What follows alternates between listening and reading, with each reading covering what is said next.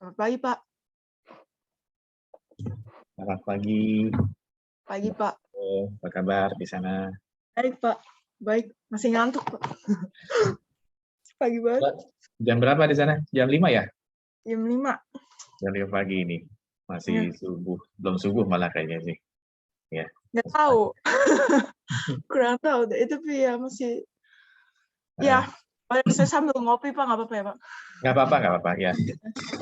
Ya. Mau kita mulai aja ya?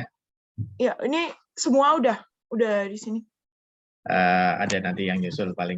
Nanti saya share juga ke beberapa bimbingan gitu yang tertarik. Oke. Ya udah. Izin saya buka dulu ya, Mbak Lilo ya. Ya. Assalamualaikum warahmatullahi wabarakatuh. Selamat pagi dan salam sejahtera buat kita semua di sini. Alhamdulillah kita masih diberikan kesehatan ya, sehingga sampai saat ini di mata kuliah topik khusus kendali 2 ya, dengan pembicara ini jauh sebelumnya nih, jauh. Orangnya jauh ya. Ada di Belanda. Panggilnya paling Mbak Lilo ya. Mbak ya, masih muda kan? Iya dong, Pak. Enggak deh. Mbak Ciani Amarilio. Iya. Fadziana, biasanya dipanggil Mbak Lilo. Kalau di Indo Lilo, Pak. Tapi kalau di sini sih Shani aja sih. Shani, ya. Ya. Saya baca sedikit tentang profil singkat ya, Mbak Lilo di sini. Mbak Lilo, lupa jadinya. Itu meneruskan studi kuliah elektro S1-nya di kita di UI, di Teknik Elektro ya, dengan peminatan teknik kendali. Lalu kemudian Mbak Lilo melanjutkan studi S2-nya di Belanda sana ya, di TU Eindhoven kan, TU Eindhoven dengan bidangnya di teknologi otomotif di sana. Kalau nggak salah dulu yang tesisnya tentang adaptive cruise control ya, Mbak Lilo ya. Bukan, lupa ada bukan pokoknya MPC gitu sih, Pak. Tapi bukan cruise control. Exactly, cruise control bukan. Oh, wait. Tesis waktu di S2-nya. Iya, Ding, benar. Cruise control. Iya, cruise control. Si cooperative CACC. Dan kemudian sudah menyelesaikan S3-nya di TU Eindhoven juga di mechanical engineering ya. Justru malah di mechanical engineering. Memang kalau di departemen di luar elektro tuh kontrolnya kuat-kuat juga termasuk gitu ya, di samping di elektronya yang kuat juga. Justru kalau di luar elektro ada dua sih, Pak, mechanical sama electrical. Kalau yang electrical ya sebenarnya kita ujung-ujungnya gini juga yang sama anak elektro, cuma paling beda research projects-nya aja. Ya, menarik memang kalau di luar itu bukan misah ya, jadi justru malah itu ya, sinergi gitu kan. Karena sekarang namanya produk itu nggak ada yang murni dari satu bidang tertentu ya, pasti dia beririsan dengan bidang lain ya. Termasuk di Jerman juga sama sebenarnya, sudah mulai mengarah gitu. Kalau di tempat saya itu elektro fakultas ya, mesin juga fakultas gitu. Tapi kemudian di perampingan organisasi, struktur organisasi itu kemudian di combine, nggak tahu namanya seperti apa ya, tapi ada banyak kemiripan antara elektro dengan mekanikal di situ. Baik, topik kuliah kita kali ini temanya adalah tentang integrated plan ya. Nah ini kita melihat banyak tadi ya sudah disebutkan dalam satu produk itu banyak pengendalian yang satu sama lain nanti bisa saling berintegrasi atau berinteraksi itu dalam ya, Mbak Riko. Dan kita akan mendengarkan selama 1,5 jam ke depan dari paparan Mbak Riko pada hari ini, dan kemudian nanti kita lanjutkan dengan sesi tanya jawab. Waktu dan tempat kami persilakan kepada Mbak Dilo untuk menyampaikan. Pak, bahasa Inggris boleh nggak, Pak? Boleh. Ini nggak apa-apa ya, berarti students-nya? Boleh. Ya. Ya paling ntar ujung-ujungnya juga campur-campur sih, cuman Campur ya. iya. Gimana sih caranya? Share. Ya. Ya, udah kira-kira ini. Wait, how do you go?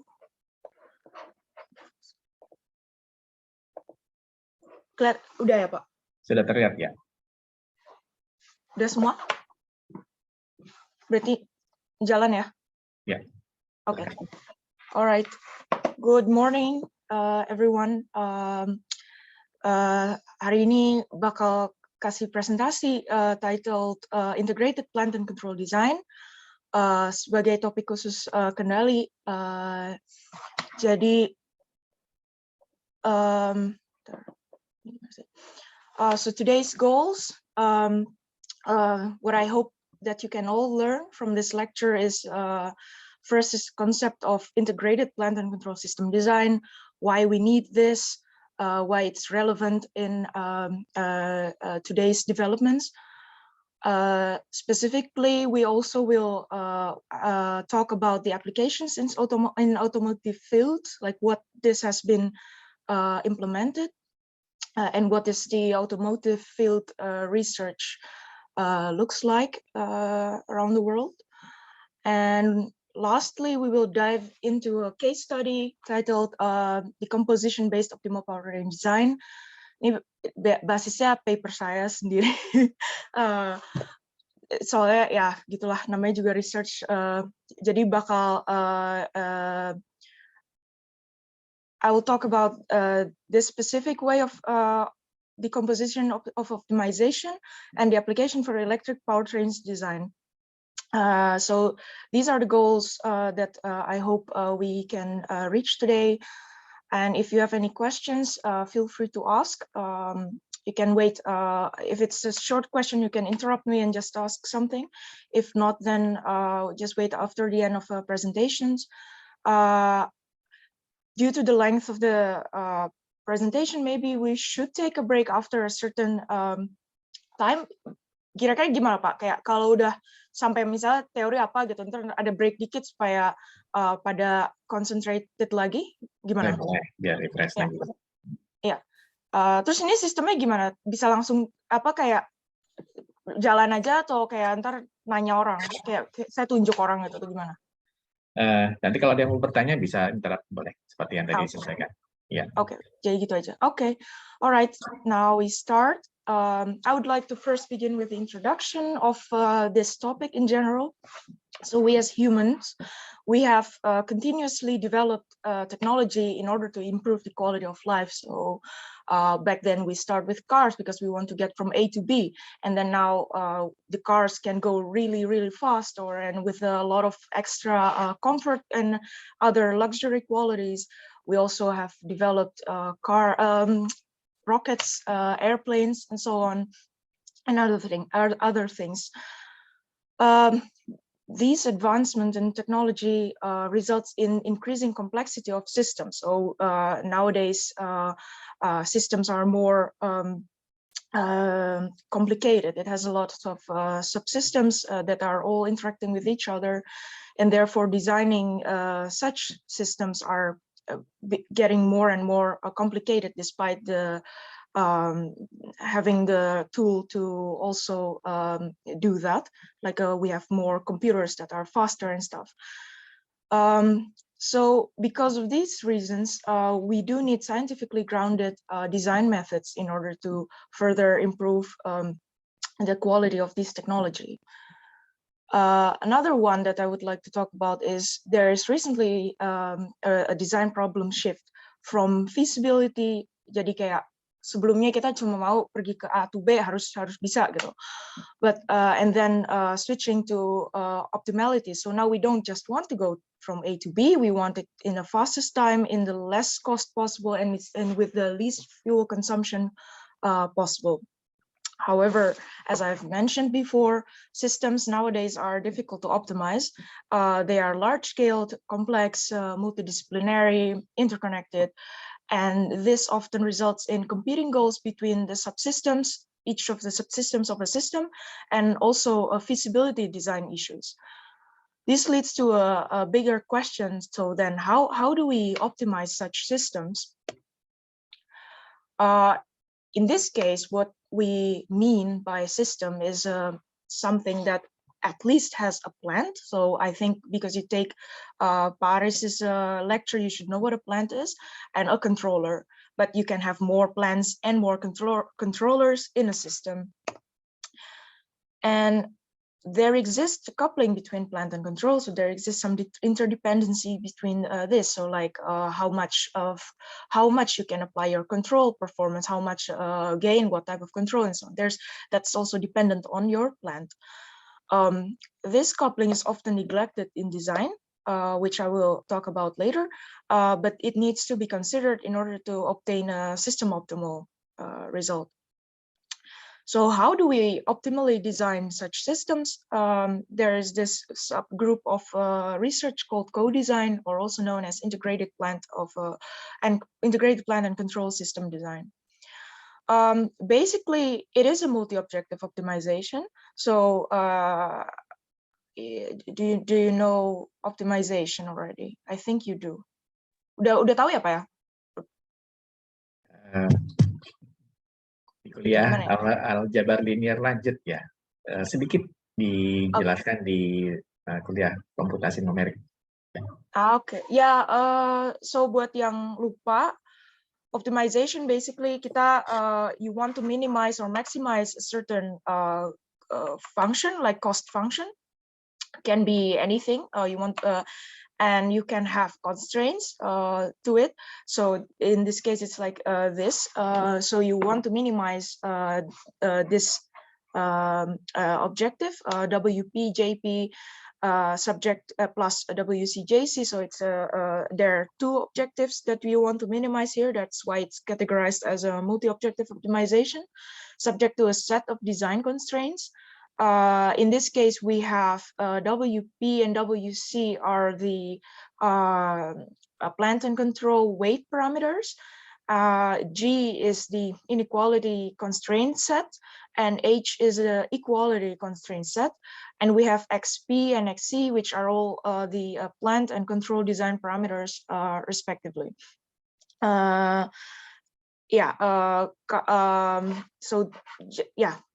This is the base of integrated plant and control system design.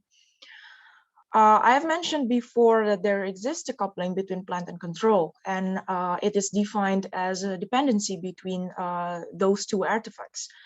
So in other words, we can also interpret it as how much the plant parameters influence the control behavior, and possibly vice versa, but it's rare. So my question is then, how do we measure this coupling? Can we quantify it? Yes, depending on if it's a continuous, like a smooth optimization problem, then yes, we can do this based on the Karush-Kuhn-Tucker condition, or KKT conditions for optimality. I hope this is not too complicated, but consider a following constraint minimization problem. So you want to minimize this objective F subject to these two a set of constraints. There's equality and inequality constraints. We can solve this by first also looking at the Lagrangian function. Lagrangian function is just a type of is a way to represent this type of constraint optimization. So you have the objective function plus mu times gx, so the vector of inequality constraints, as well as the plus the equality constraints, where mu and lambda here are what we call Lagrange multipliers. If you're interested, you can just search KKT conditions or Lagrangian functions online, and they can explain in more details what it is essentially and why we need to do it like this. So this you can solve this by minimizing this problem, Lagrange. And the KKT conditions for optimality is it shows whether a certain solution is an actual local minima or not, dependent on your type of problem. It can be the global minima, so like the true the true minimum of the whole problem. But for non-convex optimization, which is another type of formulation, you can only guarantee local optimal. So these are the KKT conditions. So you know that we want to minimize the Lagrangian function that I show you here. So minimization, we can, the minimum points are derived from, you can find it that the first derivative is equal to 0. So if your x is if your optimized design parameters x are the local minimum, it must satisfy the stationary, that they are stationary points. So the first condition has to be satisfied. Another one is constraint satisfaction, which is called the primer feasibility. It's just to ensure that all for these points the constraints are satisfied. Dual feasibility, so the Lagrange multiplier for the inequality constraint has to be all larger or equal to 0. And also complementary slackness, so the last one. So these are called the first order necessary conditions for optimization. Yeah, as I said, I think this is not the main goal of this lecture, but you can, if you're interested and need to understand more, you can search it up. Sometimes the first order conditions are not sufficient, so we have the second order sufficient conditions for this. So it takes the second order derivative information of the Lagrangian function. So basically you have this vector S that it needs to satisfy these two conditions, and S is not equal to 0. Okay, so using the KKT, the first order KKT conditions for optimality, we can derive the quantification of coupling between planned and control design problem. So consider again our multi-objective optimization problem here. So you have this function. Now the minimum, the way to look at this is then the planned parameters has to minimize not only the planned cost, so not only JP, but also JC. So you need to minimize both of these objectives. So then, based on our KKT conditions, we have this function. So it's just, the first derivative of this equation. Just take how it is, and these are the optimal XP solutions, and these are the Lagrange multipliers. And at last, you find this term. That is what we call the coupling strength. So we see like how we can interpret it as the dependency indeed of the planned parameters with respect to the control objective JC, and it's also dependent on your weight parameters ratio. So coupling strength, these parameters, if it's a large value, it means that you have a very strong coupled problem. So if you decompose it, it can be really difficult to optimize, or you need to really consider this coupling if it's a strong coupling strength. But if it's weak, so it's like close to 0 in terms of value, then you can decouple the problem because the coupling is not really strong. So these provide some insights on how much your planned and control have a relationship, like the relationship between the planned and control. This is a useful analysis before you decide what method you want to use for your optimization problem.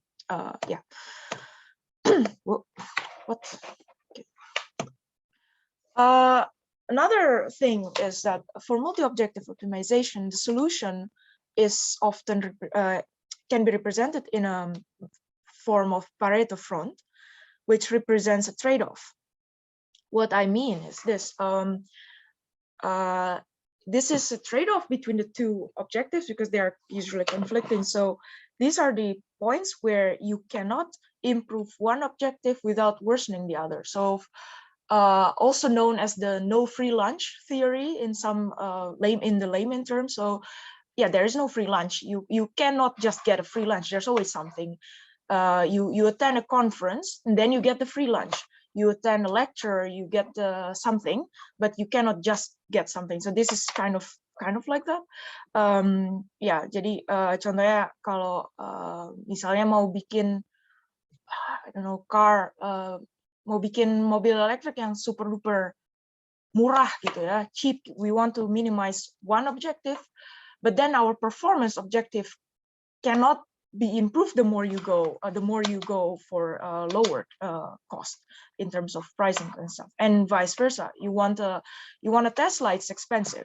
Kalau mau mobil elektrik murah ya mungkin beli mobil yang dari Cina yang kurang jelas gitu, murah tapi mungkin nggak jalan atau gimana, I don't know. So this is the trade-off. So yeah. Now I would also like to talk about the strategies of co-design or integrated plant and control design. Traditionally, in industry, at least, people design this separately. So what do I mean? So first, it designs the plant, and then it designs the control. That's it. But this way, you don't really consider the relationship between the plant and control. So this is what we call the sequential strategy. You do one thing and then the other. You usually design the plant first. So like, say you want to design a motor with a control. So first you design your electric machine, say how much rotor, how much winding and so on. How big is your rotor, how big is your maximum torque and so on. And then once you make the plant, then you make a controller that fits this plant. But you see, this dependencies is now separated. So often the results are not system optimal. So that means that you get a good enough results, but it's not the best you can get. And also, if other constraints are considered, it can be sometimes hard to check it. So say you look from the plant alone, oh yeah, this is enough, I can make it this small. And then you design a controller and then you realize, oh, I cannot satisfy this design criteria, these performance goals that I want. So then you have to go back to designing the plant again and then control. So you repeat this strategy until you find a point where you're like, okay, this is good enough. But for more complex systems, iterative strategy without considering this coupling in between the subsystems can result in what is it called, convergence issues. So you know, like it's just hard to find where to stop. It maybe one thing diverge more and more, and you don't know where to go from it. So sometimes for complex problems, convergence issues can be a problem for iterative strategy. Yeah, so you cannot really get the best of the best that you can get because you did not consider this coupling between the plant and control. Now you just say, okay, why don't we just simultaneously design them? So just formulate an optimization problem. You have the plant control problems, objectives, constraints, feasibility, everything. And then we just optimize them in one go. Of course, this would be excellent. This is this way you consider the constraints and everything, and the coupling as well. But like I mentioned in the beginning of this presentations, systems are getting way more complicated now. So often this would result in a big problem. So you have really difficult constraints to satisfy, like you get nonlinear problem formulations that are hard to solve, and so on. So, and sometimes also you have limited resources for that. Like it can have memory issues or a high computational time and so on. Another way is the nested strategy. So you divide it into a two-loop problem. You have an outer loop which minimizes just the plant design, plant design that minimizes the overall cost function.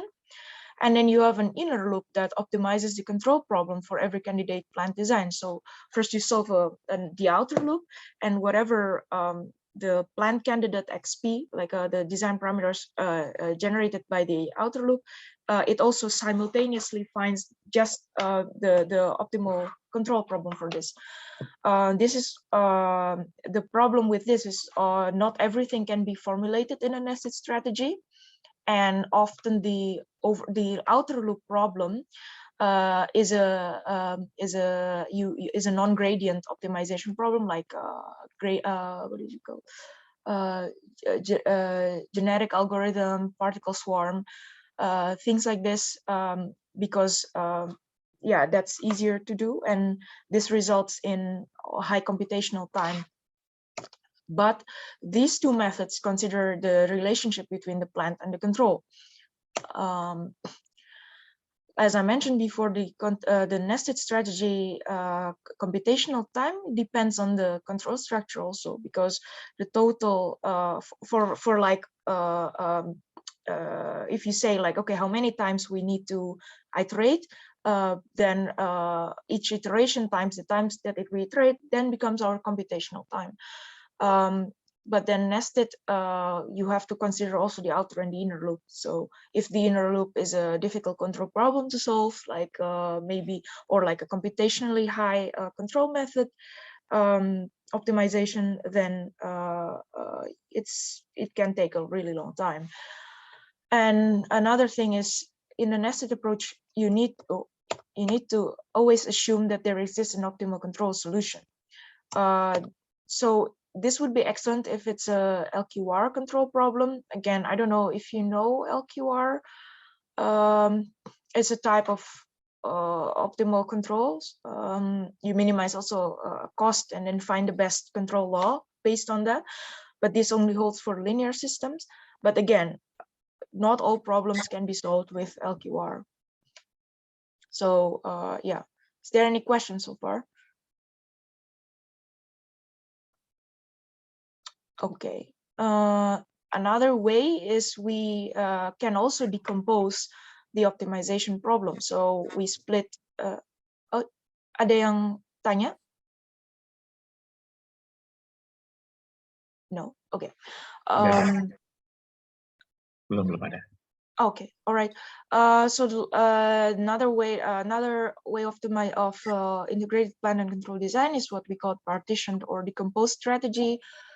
So you take this large optimization problem, you split it into multiple smaller optimization subproblems, and you solve them in a coordinated manner. So you need to like, okay, maybe first I solve this, and then I solve the other subproblem. And it doesn't necessarily need to be like you separate the plant and the control. You can also have each subproblems that are essentially simultaneous objectives, but in a smaller scale. And then if you ensure that some constraints are satisfied, which I also talk in the later slides, you can see that in the end you divide this problem and you work together to minimize the large optimization problem, but in a more manageable task. But this can have convergence issues because yeah. All right, so to summarize, we talk about co-design today, integrated plan and control system design. We have the artifacts. We have what we mean is at the plant. So plant objective can be, say, minimize the mass, minimize this diameter of something, or minimize the surface area. Stuff like this relates to the mass, to the plant optimization problem. And another is control. In terms of control, we usually look into the performance, or more like energy consumption, efficiency of a system, or like tracking behavior in something. And then in terms of strategies, we have discussed briefly the sequential, iterative, nested, simultaneous, and also decomposed. Okay, so these are generally what integrated plan and control system design is about. Okay, I propose we take a break. Is that okay? Boleh? Atau boleh Pak? 5 menit ya? 5 menit, oke. Ya 5 menit aja. Kita break 5 menit ya. Ya, oke. Ya udah, bentar. Sekarang 10.32 sampai 10.37 nanti kita mulai lagi.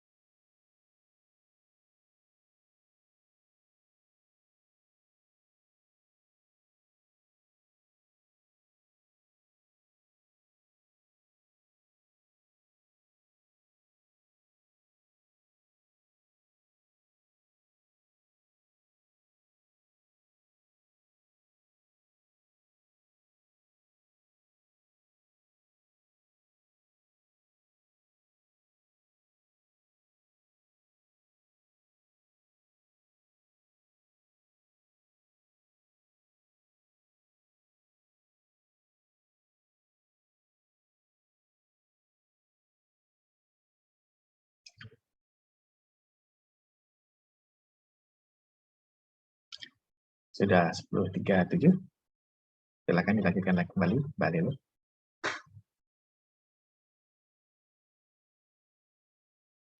Oke, dah.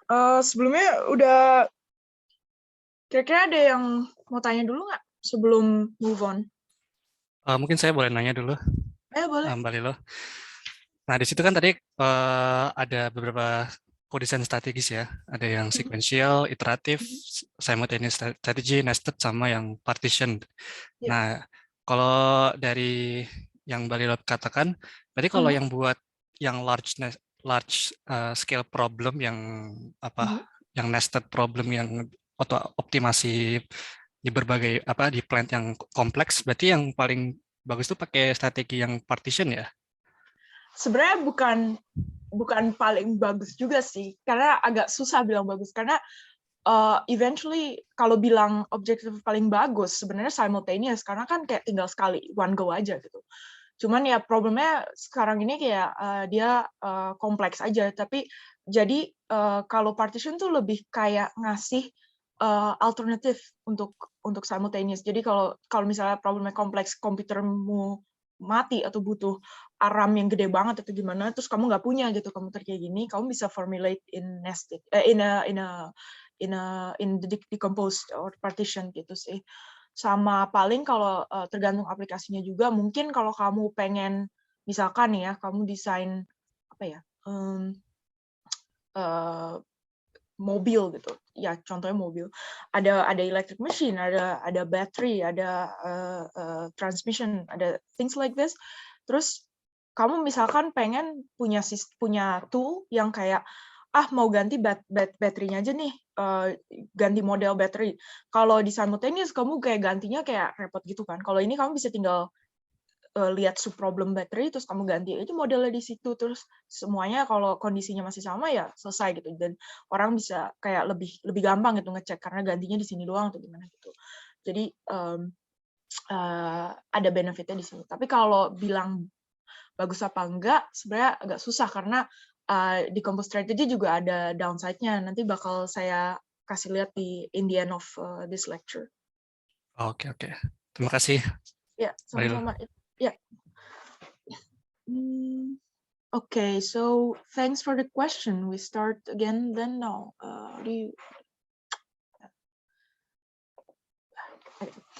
All right, so we have spoken about this. We have discussed this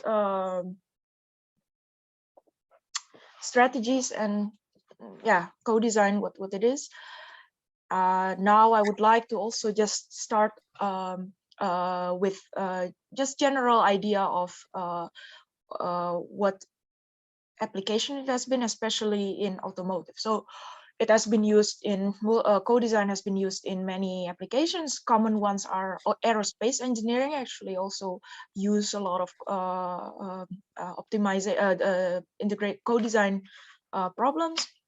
But you can also use this for robotics and stuff there. But most applications are either automotive or aerospace. The main drive for automotive applications are actually the electrification of the powertrain. So electric or hybrid electric vehicles. We know with the whole fossil fuel problems that we are currently facing, and more also leaning towards more sustainable energy now. We want to improve this electric and hybrid electric vehicles, and also like solar panel and other types of alternative powertrains. Several efforts have been done, like improving the control strategy, improving just control design, or both. So biasanya kalau di UI, saya nggak tahu sekarang research-nya gimana, tapi dulu tuh kan kayak improving control strategy itu biasanya energy management, kayak misalkan biasanya nih kayaknya Pak Aris nih bau-baunya research-nya Pak Aris yang kayak gimana nih bikin optimal control atau pakai MPC buat mobil yang kayak gini, atau MPC-nya minimize some kayak objektif kayak buat cruise control atau apa itu misalnya kayak gini contohnya. Kurang tahu sih, tapi tebakan saya sih biasanya ini bau-baunya Pak Aris nih, improving control strategy.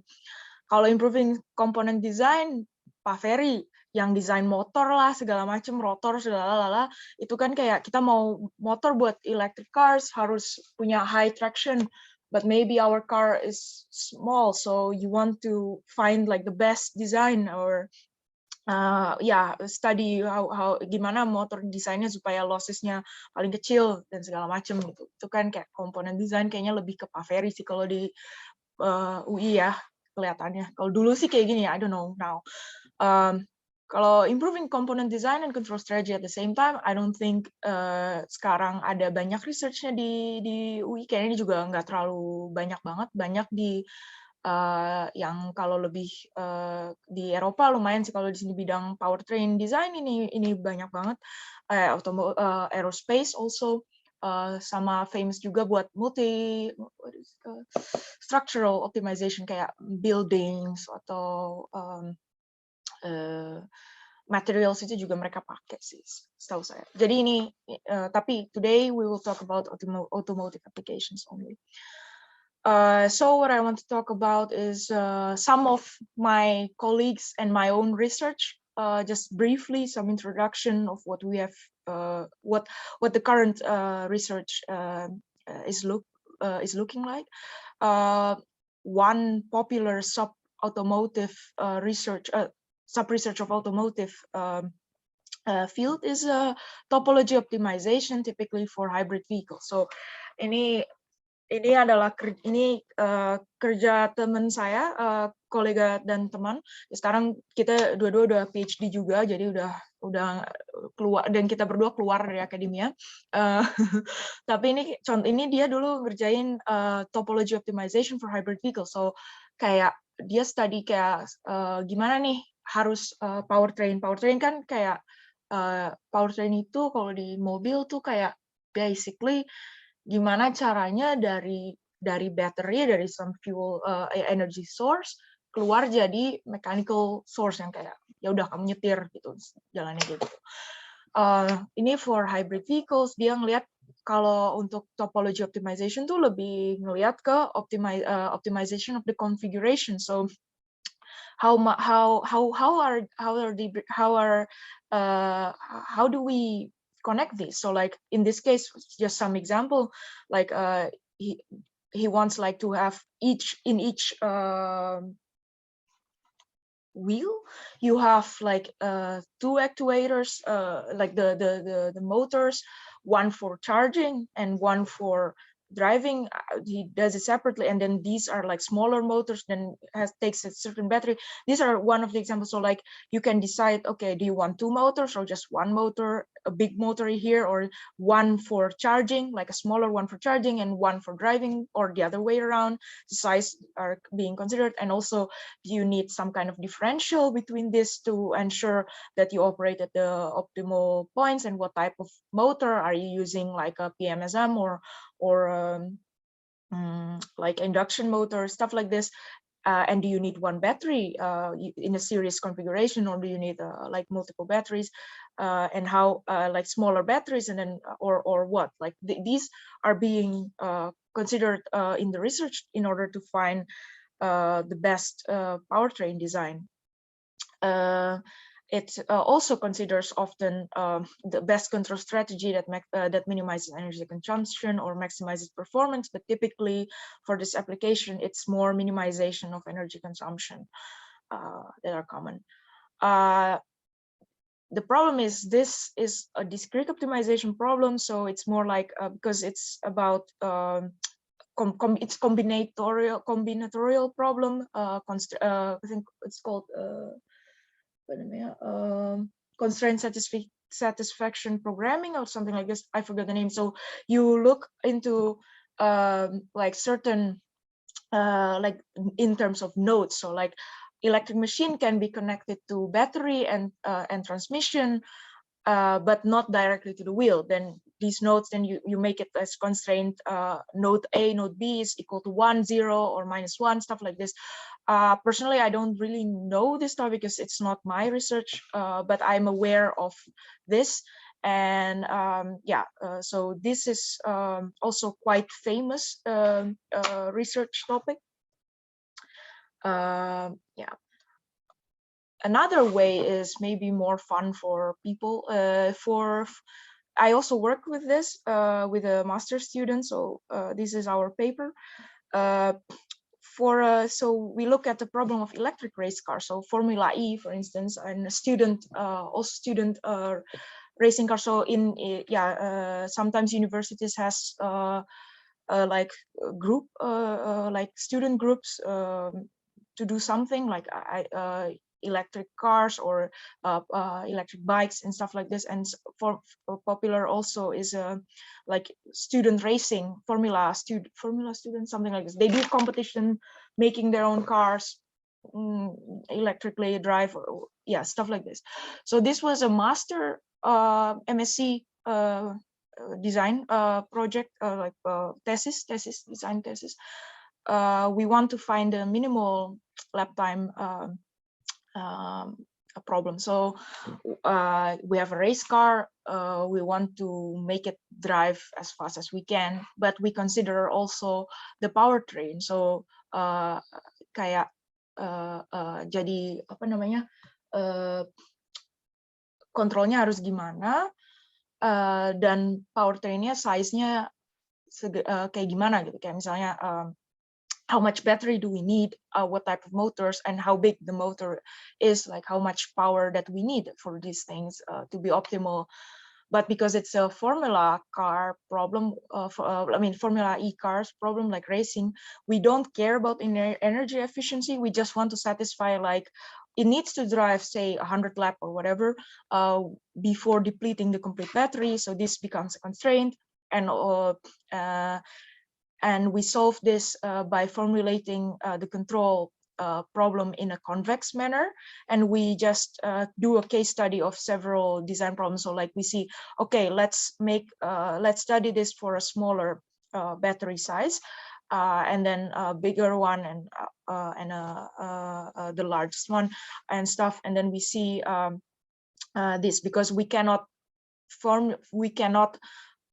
convexly we cannot express the complete design problem of the plant and the control in a convex manner, but then we decide to just separate it. So this is kind of iterative design, by the way, but it's okay, because that was not the goal. Was just to make a convex of the control framework in a convex manner for minimum lap time design. So in this case, interestingly, because we want to minimize the time it drives, you don't know the time. So time is a free parameter, but you know your lap. So we take the Le Mans problem, Le Mans track which is commonly used for racing.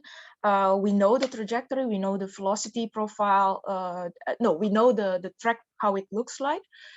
And then we know the length and everything. So we solve this by discretizing the whole problem into in a space domain. So we know the distance, the total distance. We take like a increment of space of like 10 meters or something. So usually if you talk about discretization, you do it in time domain, right? Like, so 0.1 second ahead to do integration.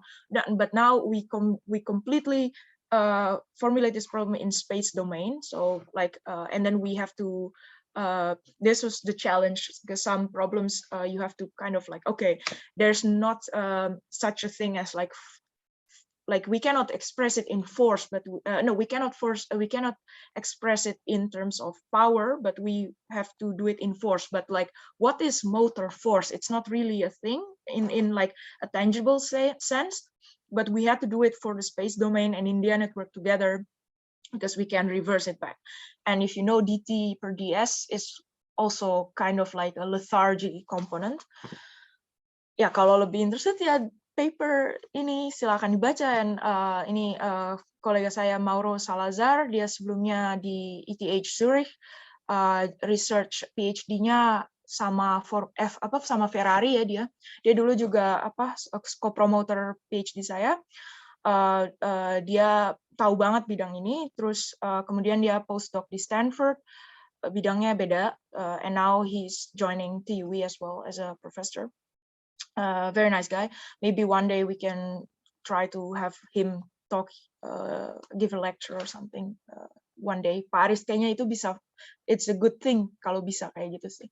Anyway, yeah, this is another application of design problem in automotive. And another one is, of course, optimal powertrain design, not necessarily the topology. So we fix a certain topology, and then we just look into the components. So this is what I did.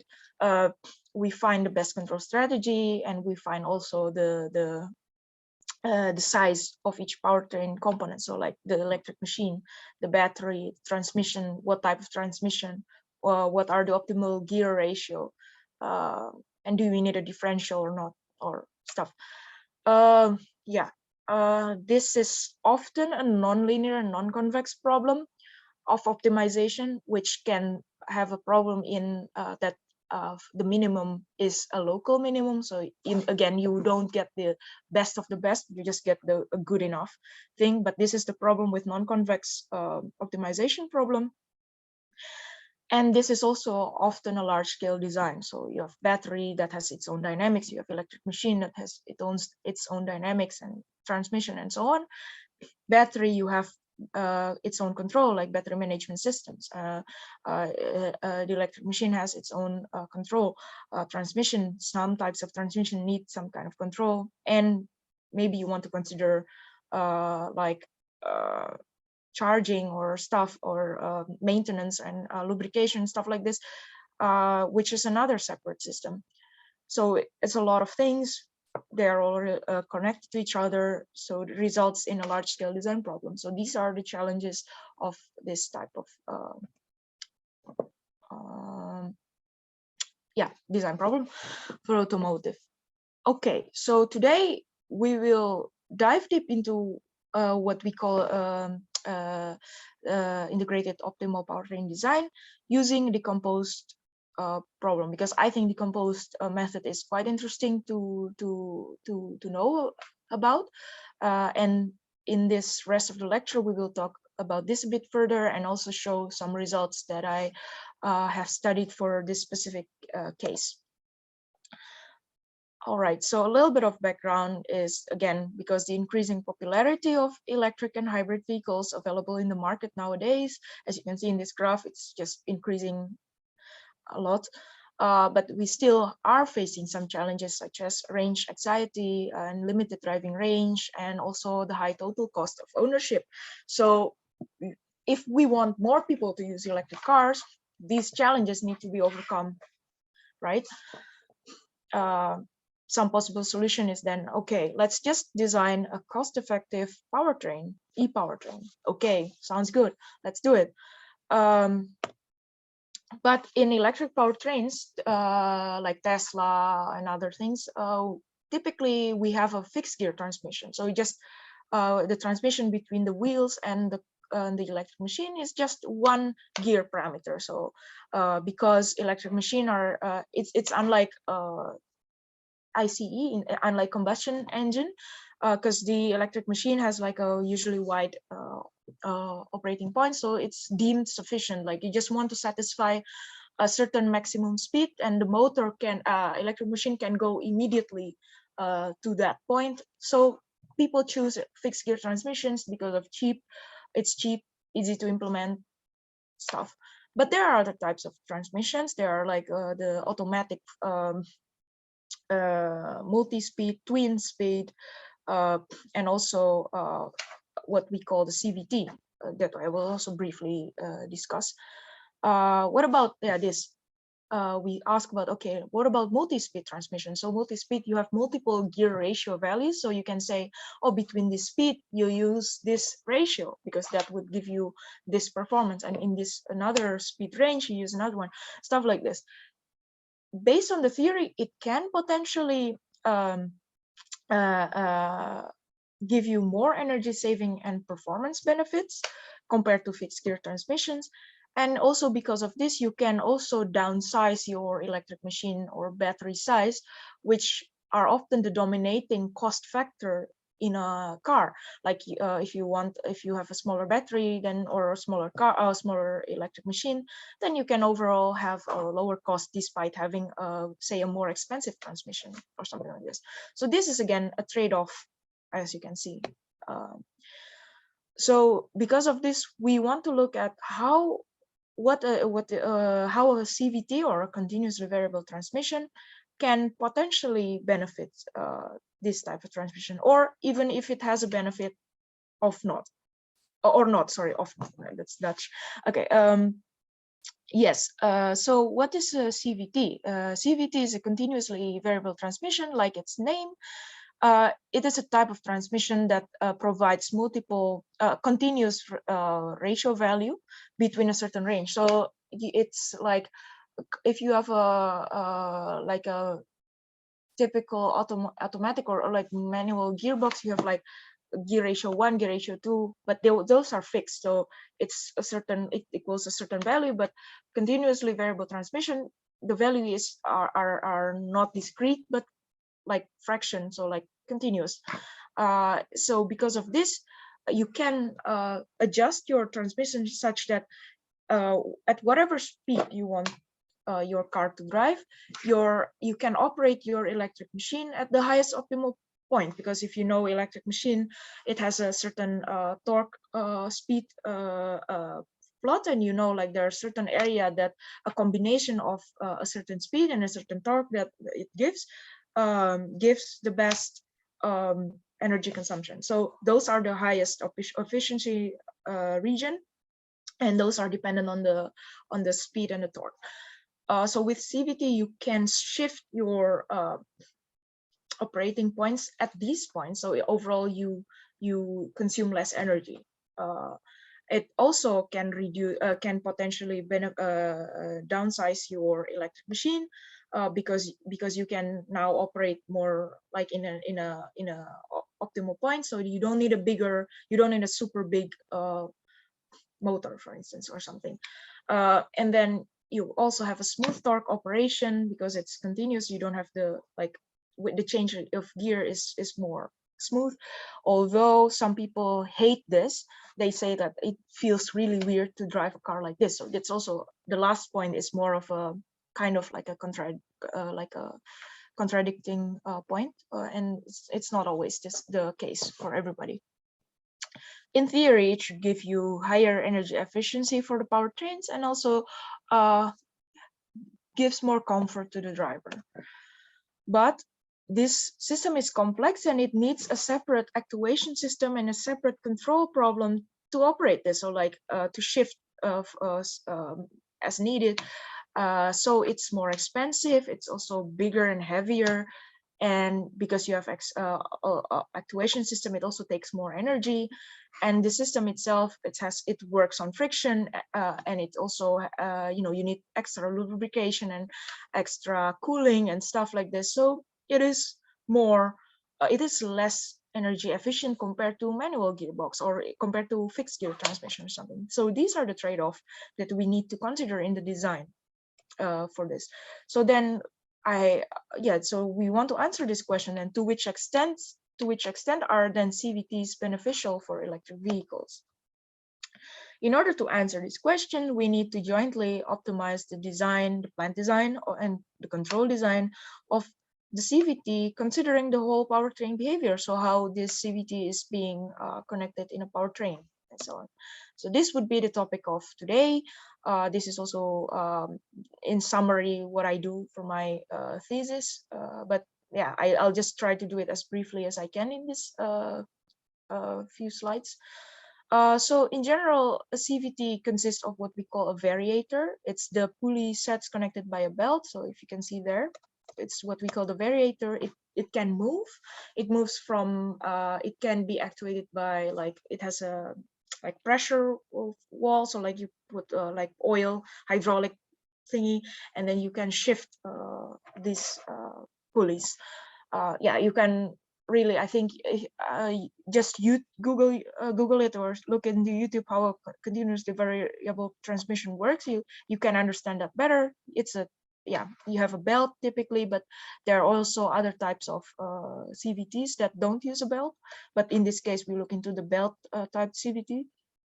The actuation system, so the one that moves this variator, can be of electrohydraulic. So you have a hydraulic system that have servo to activate it, to shift like the oil from one another.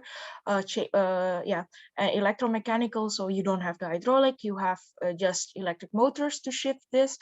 Or just hydraulic, so just oil, no servo, nothing, just connected to the engine. But the hydraulics are more for like of course combustion engine cars and stuff. And we have also the control system to operate this. So this is generally the subsystems of a CVT.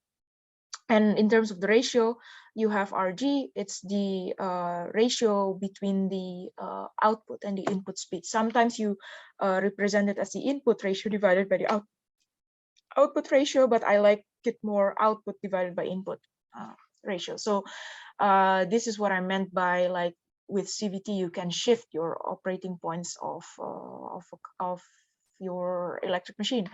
Okay, we will talk about this a bit more. So you have the primary side, which is connected to the engine or the electric machine in this figure, and you have the output or secondary side, which is connected to the wheel. So if you change this thing accordingly, this also has to change. Then you have the ratio between this speed, because this rotates, like based on physics law, you can change your you can vary your speed like this. All right, so that's the CVT. And the main research objective was then, how do we optimize the trade-off between energy efficiency and component cost of CVT-equipped electric powertrains in a computationally efficient manner? So this is what we want to answer. Generally, the problem formulation is this. Again, you have a multi-objective optimization, consists of the component cost, so the cost of buying the car, and the running cost, so the cost of operating the vehicles in this case. So like how much, in this case, it's more the energy consumption of the vehicle, subject to certain constraints. And the constraints that we consider are the vehicle longitudinal dynamics. So like how much, what is your maximum speed? Can it drive uphill at a certain speed that you need? Can it, what else? Top speed, acceleration from 0 to 100 km/h has to be a certain, within a certain second. And also we have to consider the dynamics of the battery and the electric machine and the CVT. And also each of these components have their own loss functions that we need to consider in our optimization, and we implement it as constraints here. And also we need to ensure that, I want to drive 100 km electrically in this case, so I don't want it to deplete after 30 kilometers, because that's useless. You want 100 and something. And then also we want to consider the feasibility design constraints. So like I cannot have, for instance, the minimum torque requirement is this much, and the maximum is this much, and battery size minimum is this, and maximum is a certain parameter, and gearbox and stuff, sizing and stuff. So this is it. And when we look at the plant design parameters, we want to find then the optimal battery size, optimal electric machine size, CVT size as well. So these are more related to the size, because we can also see it as like size is dependent on cost. So like usually bigger battery is more expensive than smaller battery, vice versa. For electric machine as well, and CVT, we consider that it's like this. Control parameter then is related to the performance. So in this case, we select among them the ratio, the optimal ratio trajectory. So like how should the CVT operate over time, and also the control input to the CVT itself, that it doesn't take too much energy. Why we select the ratio trajectory is because it influences then the operating points of the electric machine, and therefore the consumption of the battery. So we, by doing this, we have the selection, and we can overall improve the performance of the overall powertrain. So this is what we do. And to do this, we discretize over time, which is we discretize this problem over time because otherwise it's also difficult to solve. Yeah, we'll see this. All right, so this is generally the main design problem, and it's a big optimization problem. So the cost of the component is then the sum of the electric machine, transmission, and battery cost, because we don't consider the final drive ratio, aka the drive differential, because we think it's like, okay, it's not so, like the size doesn't really depend, so and it's just it's rather cheap, so we don't put that in our optimization problem. And then our sizing of the, we derive certain functions, so like assuming some kind of behavior. In this case, for example, we take the electric machine cost to be linearly dependent on the size of the electric machine, so like the torque, the maximum power of the electric machine, and the maximum power is then dependent on the maximum torque that the electric machine can provide. So then we can say like there is also a linear relationship between the length of the electric machine and the torque that it gives. So it's super simplified, but it's okay for now because we just want to do some kind of a feasibility study, but to see it. But in reality, the design of the electric machine is way more complicated than that. But for now, we consider it like this. And battery also, the size depends on the number of cells in the battery. So how much cells are in parallel, how much cells in a series, in order to make up for the total power and the cost, and also the voltage, minimum voltage requirement that it needs to give, and the transmission, which is what we derive here, like how the CVT cost is dependent on the size of the parameter. So like certain things, bigger CVT results in more expensive, smaller, cheaper, stuff like this. All right.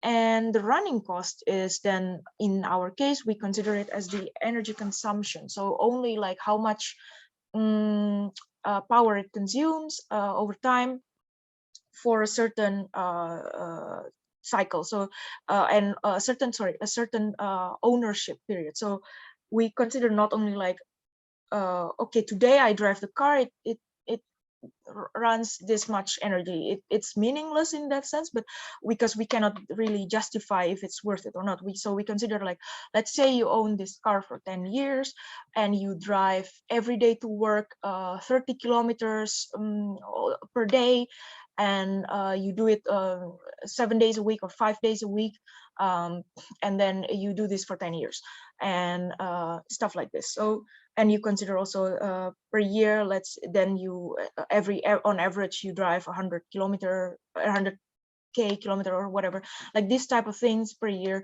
You consider all these factors, so then you can see like, okay, is it worth it now then owning this vehicle? So this is the cost formulation for this. It's just a function.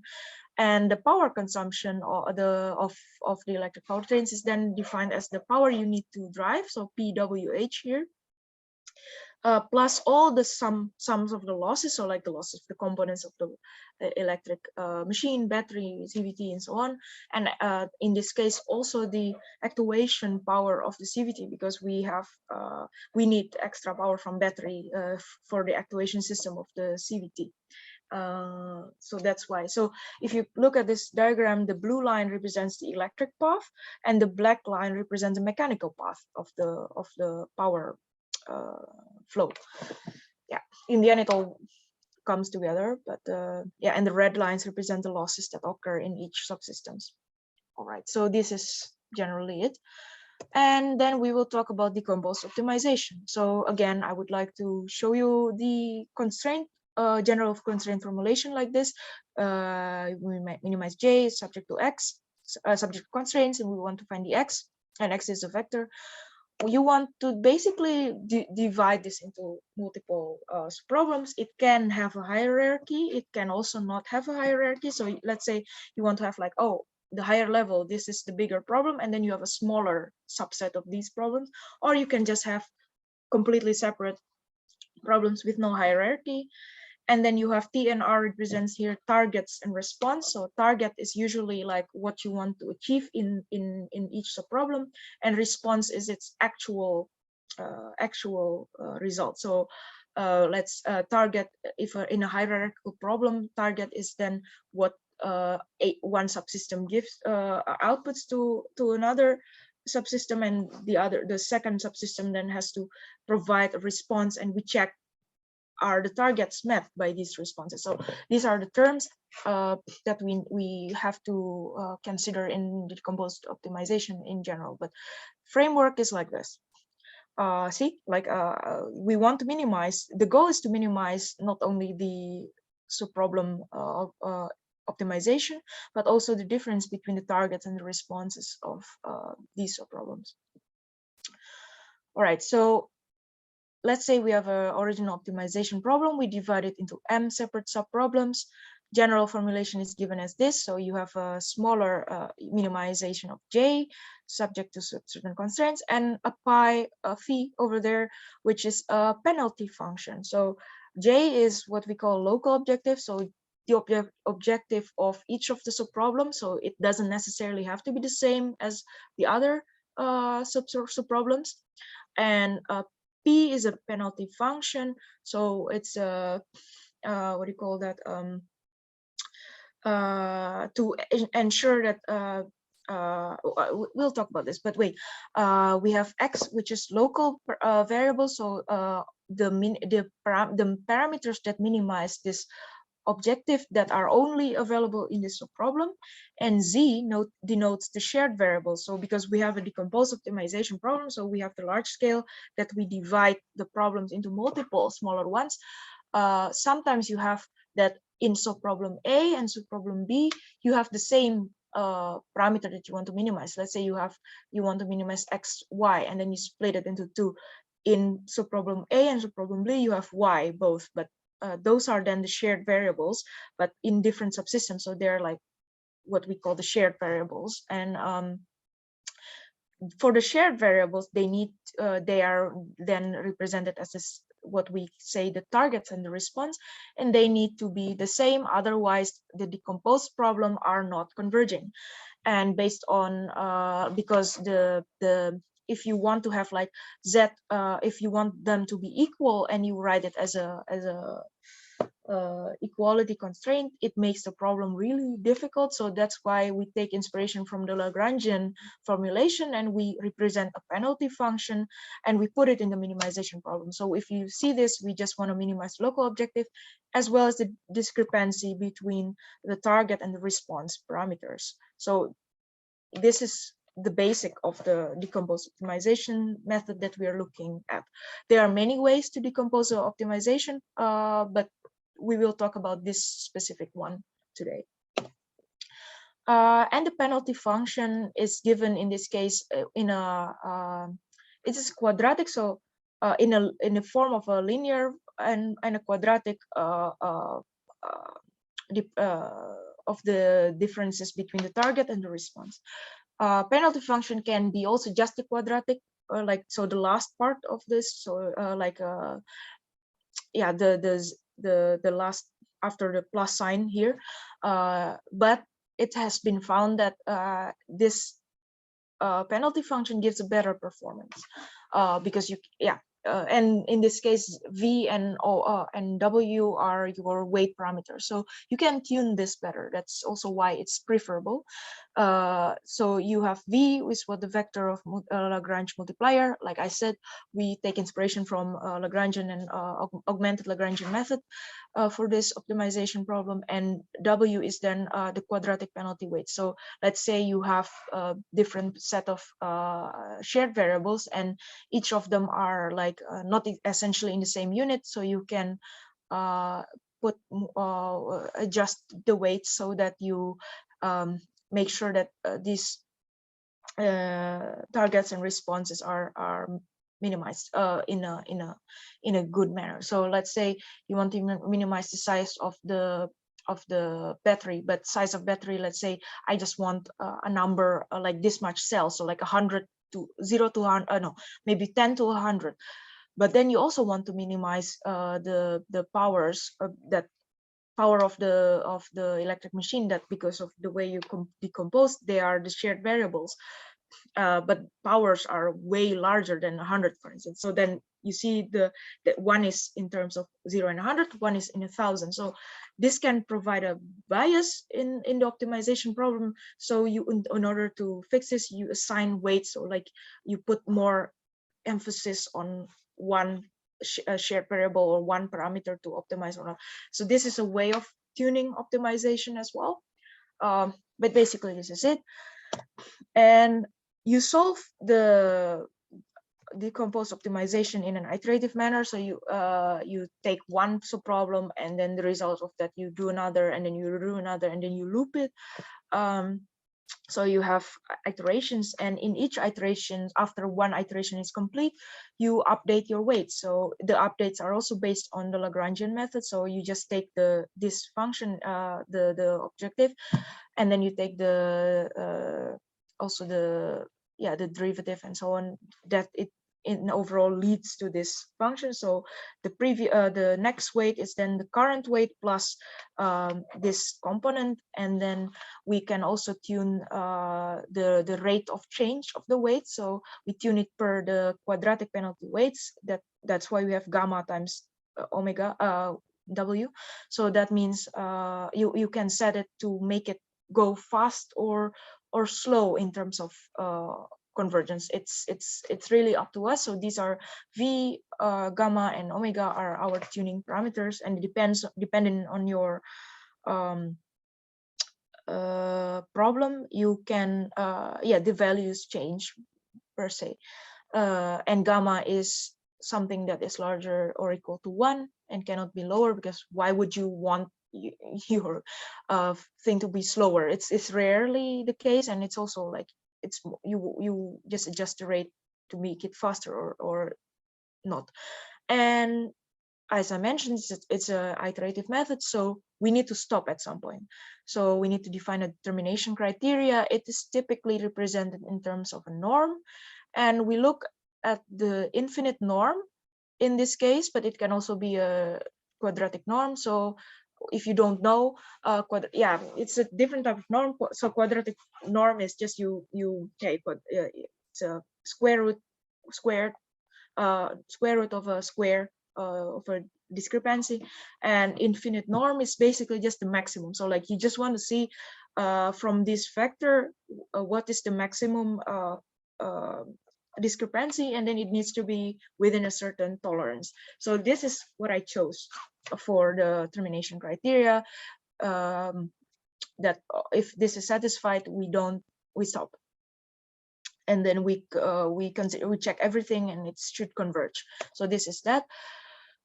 So our powertrain problem, we divided into this sub-problems. So we have first one problem just optimizing the electric machine, and another is battery and the CVT system, and then a sub-problem C, which is just a CVT actuation. So if you can see here, basically sub-problem A and B do not have a hierarchy because they're like electric machines connected to battery and CVT, but sub-problem B and C, there's a hierarchy there because the CVT actuation depends is a part of a CVT. So this is just the way I decide to divide it, and how I came up to this was research. We just looking at how the interactions that we have between the subcomponents and what are the strongest dependencies where those are, and we want to also minimize the number of shared variables as much as we can. So in this case, we come up to this, and how the power flow is looking like. It's also part of the determining factors to do this. So this is what we do.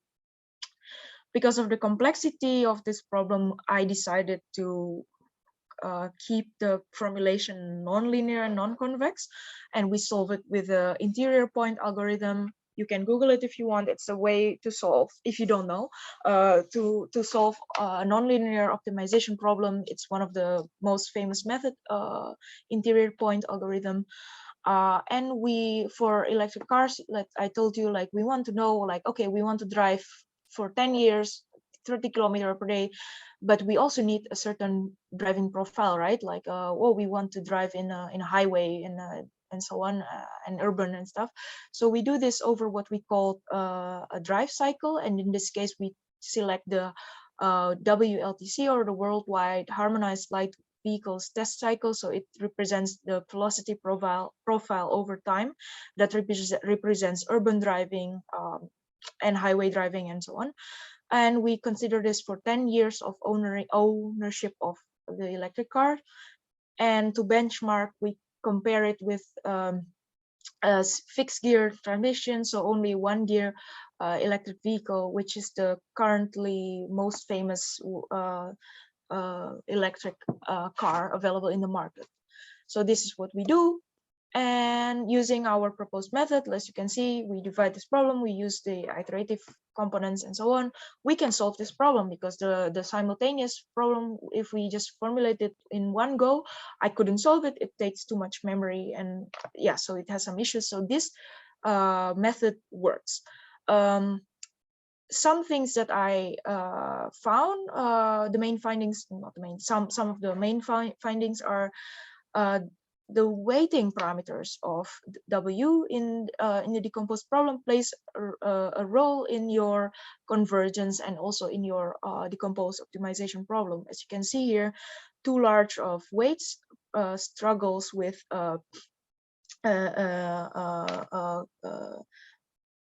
convergence, like you can see that it diverges, and you don't really get a smooth minimized problem. Like in the second graph, especially in one graph, it's not really a problem, but in another it is a problem.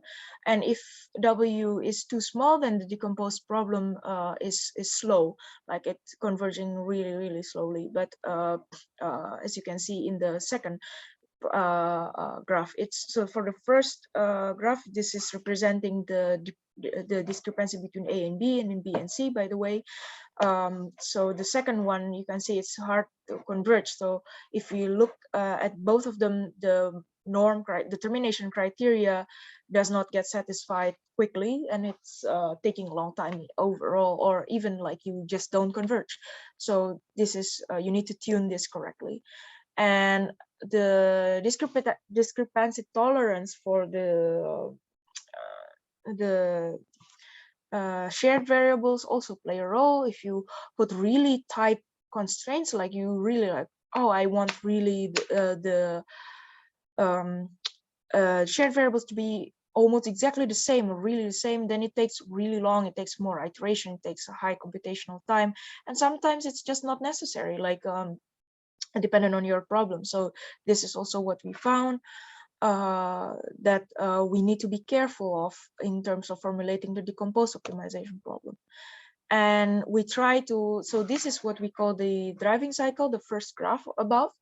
See, it's representing how much velocity you're driving for a time. And we show that the problem, it's over time, this whole cycle. The simultaneous problem cannot solve over the complete problem, because it's a really large problem. We discretize it.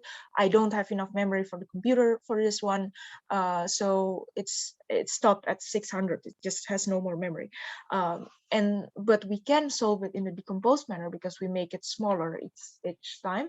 We have smaller subproblems. Sorry, that's what I meant. And then we can solve for the whole overall problem. Wait, I think my battery is dying.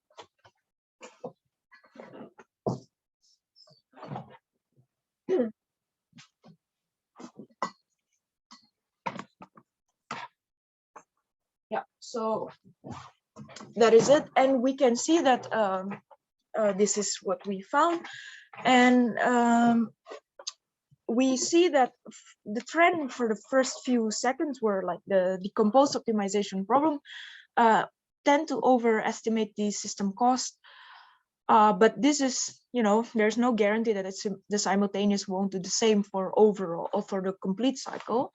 But this discrepancy, this overestimation, is possibly the result of like you put a penalty function, you decompose the problem, you let it like, okay, it's not exactly the same, slight difference is okay, this can potentially result in this overestimation of the obtained system cost. But that's okay, because in the end you still minimize something, but maybe the cost is just in reality is like lower or not. But we cannot really prove this, sadly. This is just our like guess, because in nonlinear optimization you cannot guarantee that you get like a global minimum. So this is again the downside, but yeah, that's that. And this is what I meant by the shifting operating points. On the left we have the CVT operating points, on the right is the FGT operating points. We found that with this method, by designing the CVT properly and considering the powertrain design, we can obtain overall almost 4% lower cost, so not so much, but energy consumption is quite okay, like 8.4 energy consumption with CVT. So this is our main findings, and in this case we have the electric machine torque speed plot. We have you can see that the CVT can operate the vehicle really in the optimal operating line. So like those are the highest efficiency region for a certain speed, unless like in certain cases you have to diverge, but most cases you are staying there. On the other hand, for the FGT, you cannot do that, because you have only one gear. So maybe you're efficient over here, but not so much here. So this is why the CVT has like way more lower energy consumption with the whole car. This is also considering the energy consumption of the CVT actuation system itself. So if we can have like a CVT without actuation, with a really efficient actuation system, the gain of the saving energy can be even larger. But this is the main findings. Overall, CVT is still expensive, and way more expensive in this case compared to the FGT. That's why the cost is not super much in terms of the saving of the overall cost. Okay, so we're done basically. Now we have the conclusions. We see that the proposed decomposed design framework is able to solve the large-scale design problems where the simultaneous method fails. So this is what I meant for the who asked before, that if one way is better than the other. Yeah, depends really. And in this case, yes, because you want to solve this problem, but you could not with the simultaneous. So this is the next best thing. Yes, this is one thing, and it converged between the sub problems. So we can say, okay, this problem works, this formulation works.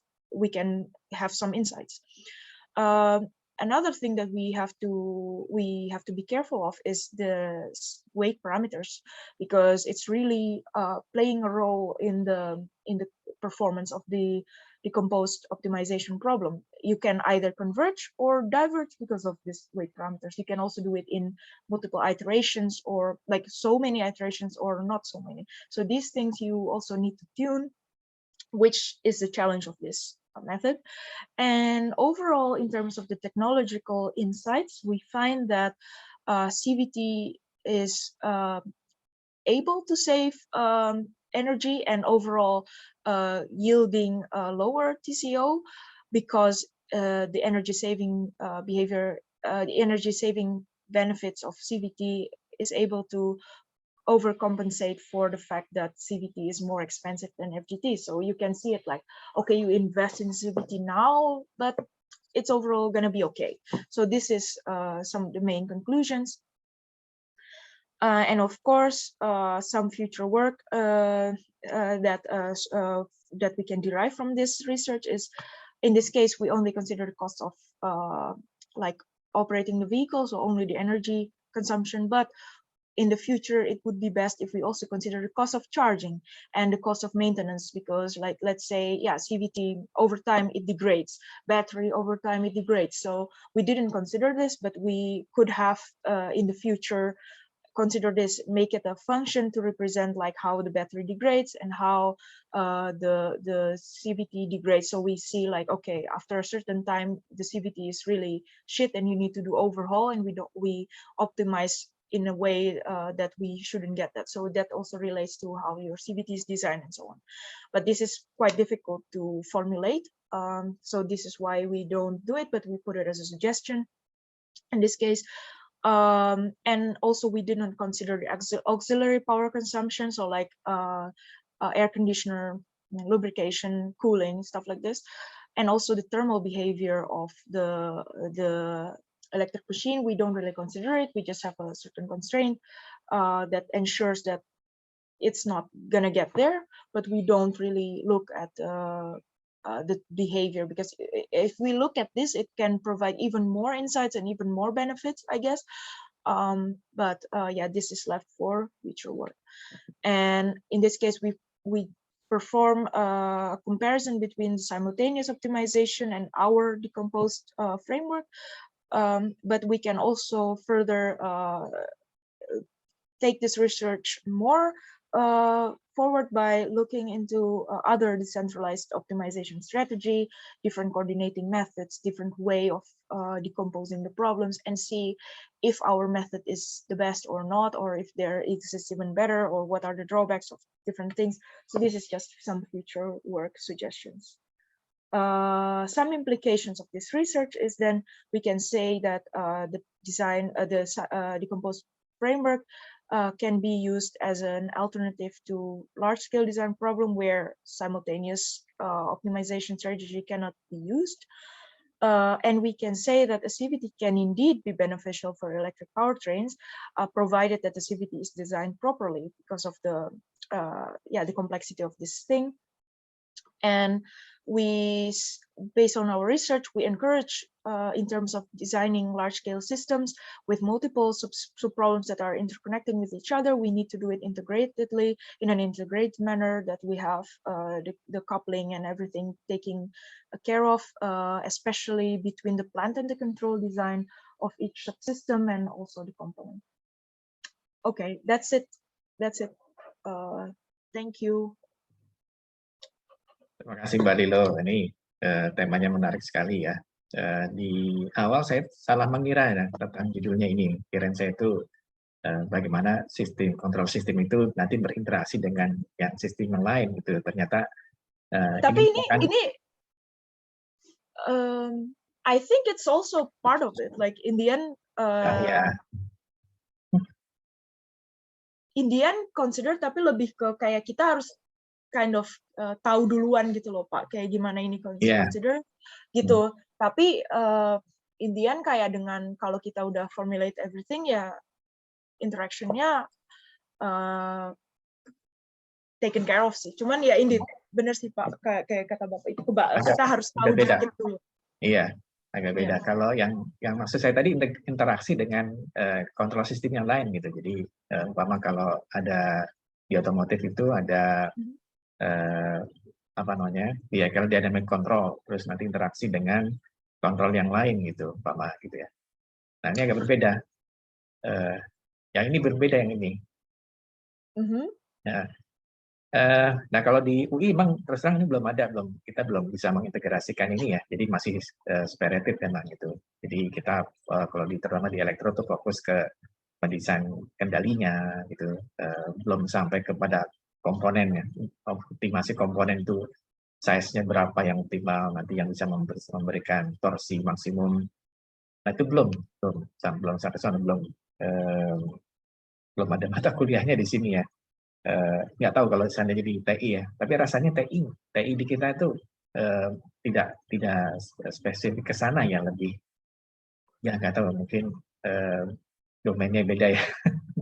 Kalau yang saya lihat ya, saya lihat kalau di TI-nya di sini. Baik, ini topiknya menarik ya, berbeda dengan apa yang disampaikan Pak Wijak dari sama-sama di Belanda juga, tapi di TU Delft kemarin. Dan juga dia itu berbicara tentang multi-agent optimization gitu. Multi-agent. Oh, multi-agent. Oke. Multi-agent, iya. Ya mirip-mirip lah. Ada subproblems. Sebenarnya mirip, iya. Tapi dia terdistribusi gitu. Terdistribusi kontrolnya gitu. Ya. Sama dengan apa yang kita kerjakan saat ini ya, riset kita. Jadi sekarang kita mendapatkan pendanaan dari hibah risk pro investasi dari LPDP untuk mengembangkan sistem HCU namanya, Hybrid Control Unit, ya, semacam kayak energy management system gitu, yang dipakai pada kereta hibrid gitu. Jadi di situ energy resource-nya bisa baterai, terus kemudian dari pantograf ya nanti terhubung dengan kateneri, terus kemudian dengan mesin diesel, ya kalau kereta kita kan masih banyak yang diesel, itu yang pengen kita tekan gitu, karena kan masih combustion engine gitu ya, jadi masih menghasilkan emisi gas buangnya besar gitu, dan fuel cell. Nah nanti kita kembangkan HCU itu untuk nanti bisa memastikan bahwa energinya, konsumsinya optimal, di satu sisi lain bisa lebih ramah gitu ya, karena nanti peran-peran dari mesin dieselnya justru kita tekan gitu nantinya. Jadi lebih dititik beratkan kepada yang renewable ya, yang fuel cell ataupun yang baterai ya. Asumsi baterainya di charge pakai renewable ya. bukan dari listrik PLN ya, sama aja gitu. Baik, ini sudah ada pertanyaan, silakan ada yang ada di forum chat, mungkin saya bacakan ya. Ini ada 3 nih. Pertanyaan pertama, apakah sudah ada handbook yang secara komprehensif membahas tentang co-design ini, misalnya seperti kontrol sistemnya OGATA. Nah ini yang jadi masalah juga, itu kan Mbak Dito pernah share PPT-nya itu ya, optimization gitu ya. Nah itu ada tentang desain R-Tank. Bagaimana cara memodelkan itu rasanya di luar skopnya kalau di elektro itu. Mesti ada yang ini ya. Nggak tahu kalau di sana ada kuliahnya terkhusus gitu.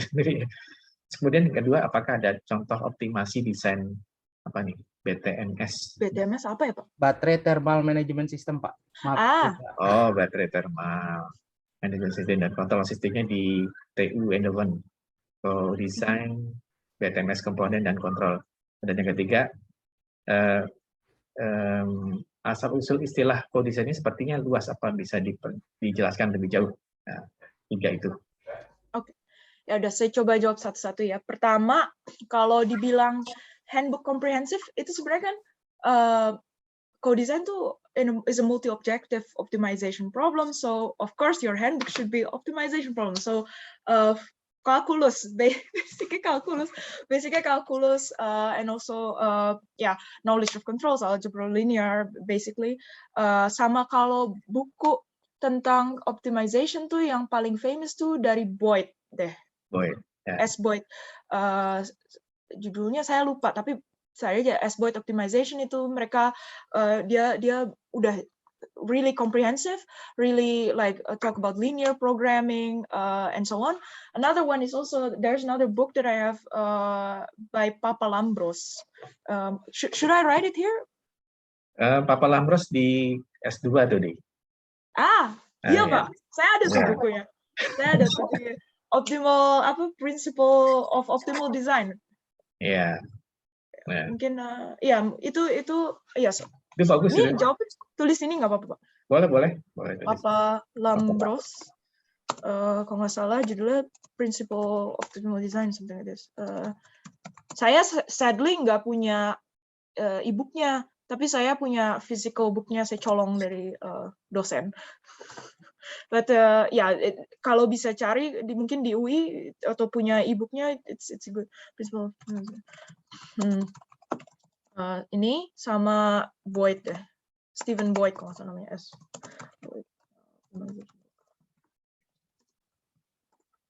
Ini biasanya ini guideline-nya di sini karena dia basisnya multi-objective optimization and optimization in general.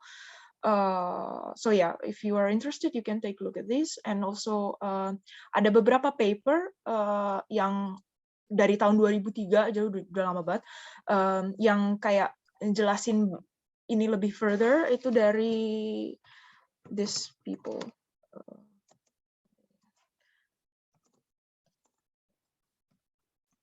So I suggest baca buku ini atau paper ini aja sih yang paling komprehensif untuk handbook tentang co-design ini. Terus kalau contoh optimization of battery thermal management and control system in TUI, I think exactly like this was never like a specific case. I know that in electrical engineering tuh ada yang ngerjain BMS ya, tapi saya kurang tahu banget apa mereka consider exactly thermalnya as well as the co-design, the componentnya. Kayaknya untuk exactly nggak ada, tapi di fakultas saya kan kayak yang teman saya kerjain atau apa gitu kayak a very simplified version is considered. So like kayak number of cells, kayak contoh baterainya kan itu related sama size, dan mereka udah ada kayak ada model yang model simpelnya yang kayak open circuit voltage tuh dependent sama kayak capacity, so then cell capacity and so on.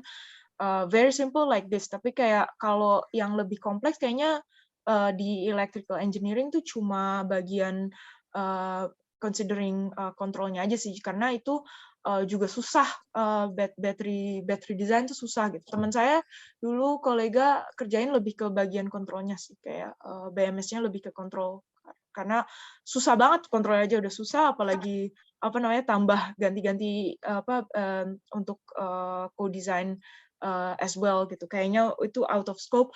Untuk anak electrical kurang paham banget baterainya exactly, mechanical nggak tahu behaviornya gitu deh. Pokoknya jadi ada kurang untuk battery itself, no, unless it's a very simplified form. So I hope that answers your question. And the last one, asal-usul istilah co-design, ya. Ya gimana ya? Awalnya tuh kalau nggak salah tuh ya dari engineering sih sebenarnya, kayak kita kan NASA segala macam tuh, aerospace gitu tuh mau dong bikin kayak roketnya harus kayak gini, tapi nggak tahu size-nya atau gimana. Terus banyak research yang mulai di bidang ini. Yang pertama banyak tuh mulai di US, yang pertama dari University of Michigan, itu Fatih et al. Dari situ, sama orang-orang yang ngerjain structural optimization, itu karena mulai dari sini sih, awal-awal banget tuh tahun-tahun lalu. Terus mereka realize kalau iya dong kan plant dynamics juga misalnya your size of robot hands, how many degree of freedom, how many how long each of the length and something can have an influence on how you can control it and how your control behaves, and kayak berapa kayak gain margin dan segala macam itu kan juga ada relationship-nya lah sama transfer function segala macam, like these basic control things. So, jadi kayak mereka realize this, and also the fact that more systems are getting more complicated with multiple subsystems.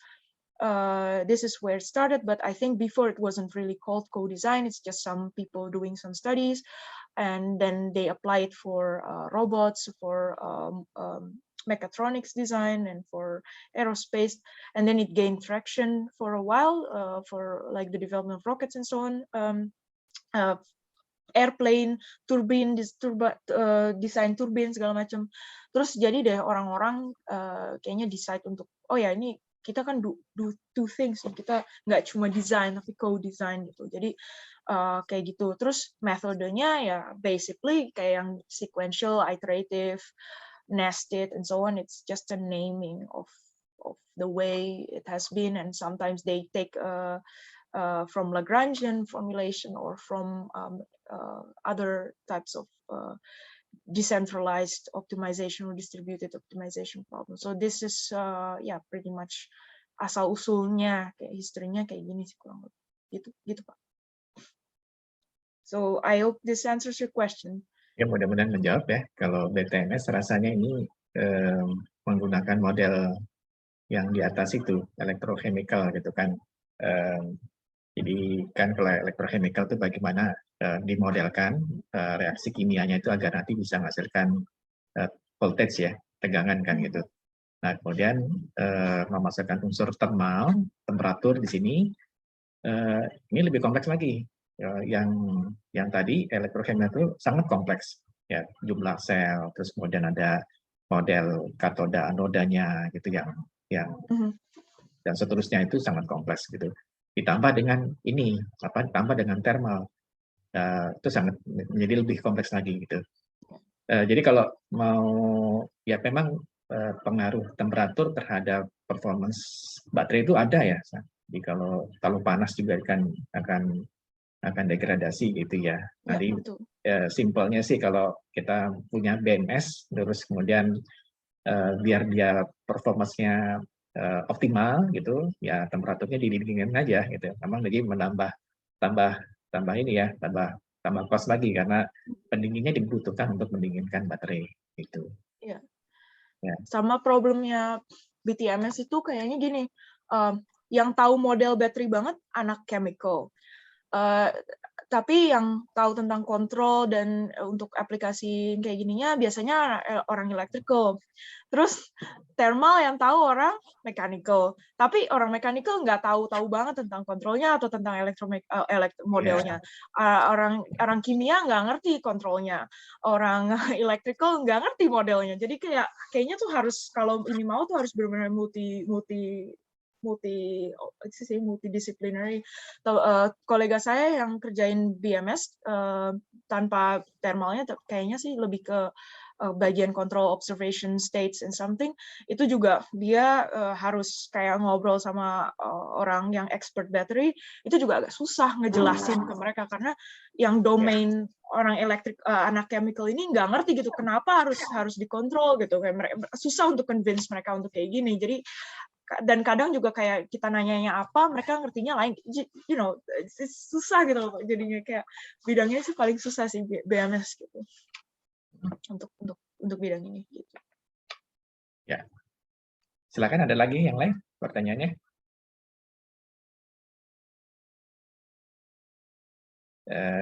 Dari judulnya kan sebenarnya kan permasalahan large scale optimization ya, Mbak Lilo. Terus kemudian dikomposisi, terus nanti dipecahkan separated jadinya nih, maksudnya kan. Nanti ada lokal sama share variable gitu. Nah pertanyaannya itu kalau seandainya hasil share variable-nya itu berbeda, yang optimal ketika mecah itu yang dilakukan apa itu, Mbak Lilo? Itu problem Pak. Itu nggak boleh Pak sebenarnya. Soalnya nggak boleh. Itu artinya kita nggak converge. Jadi it's yang nggak converge, jadinya metodenya gagal gitu. Makanya kita kita tambah penalty function to ensure they're the same. Karena ada penalty function-nya ya ditambahkan. Biar nanti memastikan yang share variable-nya itu harus sama juga ya. Iya, kalau enggak itu ngaco. Ya. Dan ini ada pertanyaan lagi yang lain, silakan. Ya. Muhammad Anwar Sadat. Ya, silakan pertanyaannya. Silakan. Udah rasain itu. Nggak jalan ya speaker-nya? Tentu. Muhammad Anwar Sadat. Atau jangan kepencet ini. Rasainnya. Iya. Oh, masalah koneksinya ya. Silakan. Jadi gini, saya mau nanya, kalau di penjabaran tadi kan kayaknya untuk mobil sedan ya ini desain optimasinya ya. Sedan and SUV that we consider. Nah, kalau misalnya kita mau mendesain sebuah truk elektrik. Nah, truk elektrik itu kan kalau truk itu kan dikerjakan powernya ya. Sorry? Apa elektrik? Truk.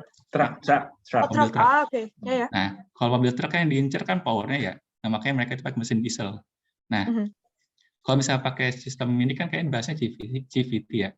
Nah, kalau misalnya pakai sistem CVT itu apakah tetap bisa optimal dengan sistem yang sudah dijabarkan? Oke. Itu sih. Terima kasih. Oke. This is super interesting karena ini kebenaran kolega saya yang paper ada di sini juga, si Franz, yang pertama tentang topologi, itu juga dia aplikasinya ke truck. Dan dia juga consider CVT gitu, at a certain level, kayak gimana. Findings dia lebih efisien ya, karena kan dia lebih electric trucks, karena di Eropa tuh mereka mau bikin, karena truk kan transport barang ya, mereka itu banyak energinya, jadi mereka pengen ngeliat gitu gimana kalau kita pakai electric trucks itu ada benefitnya apa enggak. CVT ada benefitnya, tapi problemnya adalah nggak ada yang development CVT at the moment for trucks. Jadi itu masih very initial insights yang kayak dia research dia bilang kayak kalau bisa bikin CVT yang sebesar ini hasilnya gede banget by the way CVT dia karena aplikasinya buat truck. Itu ya bisa beneficial gitu. Cuman again nggak ada yang belum ada marketnya ke situ gitu. Orang kurang terlalu interested karena electric truck saja juga nggak banyak gitu loh. Kayak atau malah belum. No, I think udah ada beberapa tapi nggak terlalu. It's not like at the moment belum ada demand di market yang banyak. Jadi CVT-nya nggak ada gitu. Tapi secara teoretis CVT ada dia lebih beneficial sih, apalagi untuk untuk trucks karena dia bisa bikin meskipun kamu butuh power yang gede, tapi dengan CVT kamu bisa downsize compared to kalau kamu nggak pakai CVT, tapi in the end CVT-nya harus gede juga gitu. Jadi teorinya sih oke lah, tapi in reality-nya belum ada gitu. Jadi kayak gini sih. Terima kasih. Terima kasih maksudnya. Terima kasih. Ya, mudah-mudahan ngejawab ya. Masih ada lagi? Kalau Verbruggen itu kan kalau nama yang ngetop dari sini banyak papernya ya. Itu studennya atau profesornya itu Verbruggen? Saya. Saya ya. Teman dia itu ya. Topiknya banyak yang tertarik sih karena dia topology optimization kan gitu. Tapi sebenarnya sih itu gitu-gitu aja sih Pak, kayak ya udah gitu ada. Kalau menurut saya sih gitu-gitu aja kayak ya udah powertrain kasih ini ya. Tapi itu kolega saya sih. Saya sangat salah ingat kali ya, sih bukan di Eindhoven Delft kayaknya yang profesor. Verbruggen juga namanya. Oh, siapa namanya? Cuma nama depannya lupa. Bidangnya apa Pak? Kontrol juga. Kontrol juga. Mungkin Delft kali ya, saya kurang tahu. Delft kayaknya sih. Delft ya. Oh ya. Delft ya juga ya. Kalau komponen desain di sana kuliahnya apa itu, Mbak Lelo? Nggak ada kuliahnya sih Pak, itu lebih ke kayak application aja. Sebenarnya basicnya ya optimization lagi. Cuman paling kalau ada beberapa course yang bidang otomotif ya mereka ngajarin kayak at least gimana powertrain of a car gitu, kayak transmission tuh apa dan apa namanya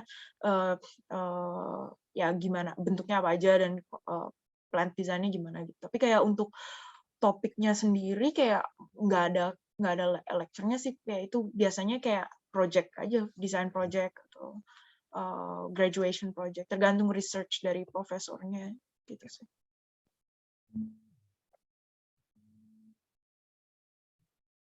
Baik, rasanya cukup ya.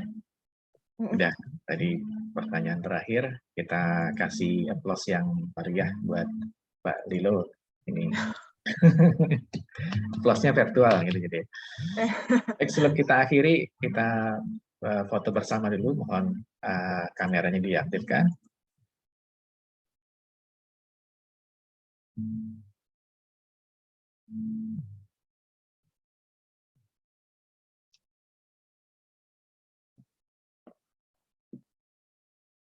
Baik, kita foto. Siap, senyum, 1, 2, 3.